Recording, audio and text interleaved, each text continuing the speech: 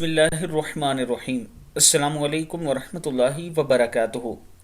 شرمگاہ کو چھونے سے کیا وضو ٹوٹ جاتا ہے؟ رسول اللہ صلی اللہ علیہ وآلہ وسلم نے اس پر کیا ارشاد فرمایا؟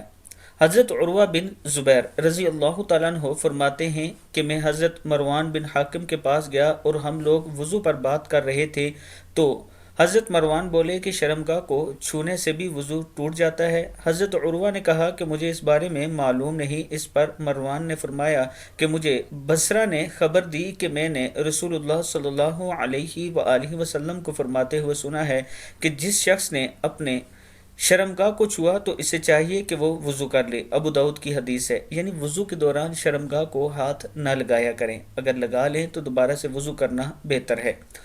اس کے ساتھ میں اپنے دوستوں سے گزارش کروں گا کہ رات کو میں نے ایک ویڈیو اپنے چینل پر اپلوڈ کی ہے جو راولپنڈی کی ایک جامع مسجد ہے، زیر تعمیر ہے۔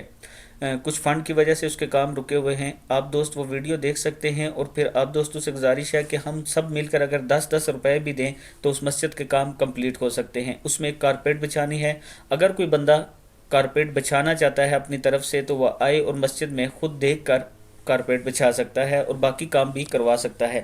یہ میرا واٹس ایپ نمبر ایزی پیسہ اور جیز کیش اسی نمبر پر موجود ہے، آپ دوستوں نے ضرور تعاون کرنا ہے۔ السلام علیکم ورحمۃ اللہ وبرکاتہ۔